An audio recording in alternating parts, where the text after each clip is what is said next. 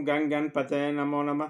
108वां सर्ग श्रीमद् वाल्मीकि रामायण युद्ध कांड। श्री राम के द्वारा रावण का वध। माताली ने श्री रघुनाथ जी को कुछ याद दिलाते हुए कहा, वीरोर, आप अनजान की तरह क्यों उस राक्षस का अनुसरण कर रहे हैं? यह जो अस्त्र चलाता है उसके निवारण करने का अस्त्र का प्रयोग मात्र करके रह जाते हैं। प्रभु, आप इसके वध के लिए ब्रह्मा जी का अस्त्र का प्रयोग कीजिए। देवताओं ने इसके विनाश का जो समय पहुंचाया बताया, अब यह आप पहुंचाया। माताली के इस वाक्य से श्री रामचंद्र जी को उस अस्त्र का स्मरण हुआ। फिर तो उन्होंने फुफकारते हुए सर्प के समान एक तेजस्वी बाण हाथ में लिया। यह वही बाण था जिसे पहले शक्तिशाली भगवान अगस्त ऋषि ने रघुनाथ जी को दिया।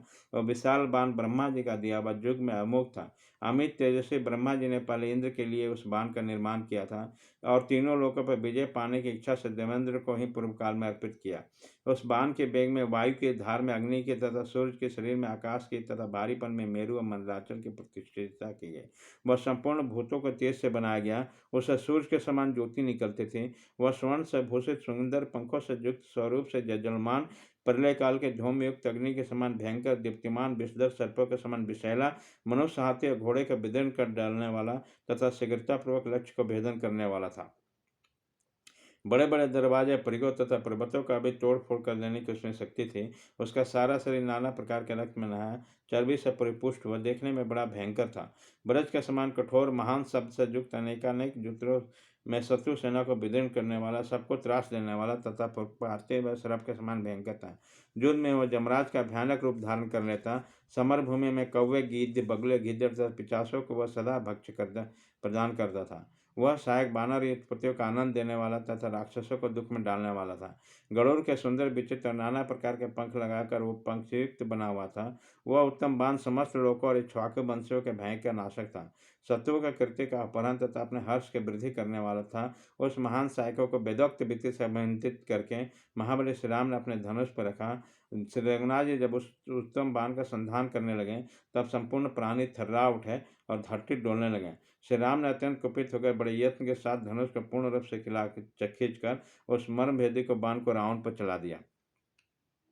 ब्रजधारी इंद्र के हाथों से छूटे हुए ब्रज के समान दुर्दश और काल के समान अनिवार्य और बाण रावण की छाती पर जा लगा। शरीर का अंत कर देने वाले उस महान वेगशाली श्रेष्ठ बाण ने छूटते हैं दुरात्मा रावण के हृदय को विदीर्ण कर डाला। शरीर के अंत करके रावण का प्राण हर लेने वाला वह बाण उसके खून में रहकर वेगपूर्वक धरती में समा गया। इस प्रकार रावण का वध करके खून में रंगा हुआ शोभाशाली बाण अपना काम पूरा करने के पश्चात पुनः विनीत सेवक की भांति श्री रामचंद्र जी के तर्कस में लौट आया। श्री राम के बाणों को चोट खाकर रावण जीवन से हाथ धो बैठा। उसके प्राण निकलने के साथ ही हाथ साइकिल सहित धनुष से छूटकर गिर पड़ा। उस भयानक वेगशाली महातेजस्वी राक्षस राज प्राणहीन होकर ब्रज के मारे हुए पितासुर के भांति रथ से पृथ्वी पर गिर पड़ा।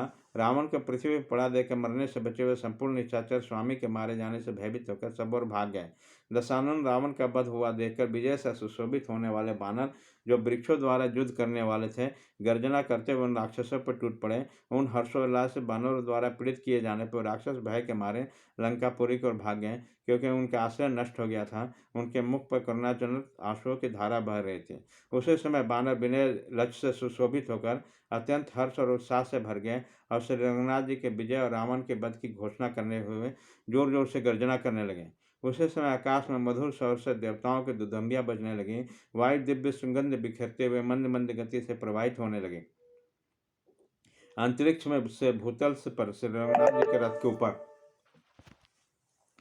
फूलों की वर्षा होने लगी जो दुर्लभ और मनोहर थी। आकाश में महामनी देवताओं का मुख से निकली हुई श्री रामचंद्र जी की स्तुति से युक्त साधुवाद की श्रेष्ठ वाणी सुनाई देने लगी। संपूर्ण लोकों का भय देने वाला रौद्र राक्षस रावण के मारे जाने पर देवताओं और चारणों को महान हर्ष प्राप्त हुआ। श्री रघुनाथ जी राक्षस राज को मारकर सुग्रीव, अंगद तथा विभीषण को सफल मनोरथ किया। स्वयं में उन्हें बड़ी प्रसन्नता हुई। तदंतर देवताओं को भी बड़ी शांति मिली। संपूर्ण दिशाएं प्रसन्न हो गई। इससे प्रकाश छा गया। आकाश निर्मल हो गया। पृथ्वी का कांपना बंद हुआ। हवा स्वाभाविक रूप से गति से चलने लगी तथा सूर्य की प्रभा भी स्थिर हो गई। सुग्रीव, विभीषण, अंगद तथा लक्ष्मण अपने सुहृदों के साथ युद्ध में श्री रामचंद्र जी की विजय से बहुत प्रसन्न हुए। उसके बाद उन सबने मिलकर नयनाभिराम श्री राम की विधिवत पूजा की। शत्रु को मारकर अपनी प्रतिज्ञा पूर्ण करने के पश्चात स्वजनों सहित सेना से घिरे हुए महातेजस्वी श्री रघुकुल राजकुमार श्री राम रणभूमि में देवताओं से घिरे इंद्र के भांति शोभा पाने लगे। इस प्रकार श्री वाल्मीकि निर्मित आस रामायण आदि के आपके युद्ध कांड में 108वां सर्ग पूरा हुआ।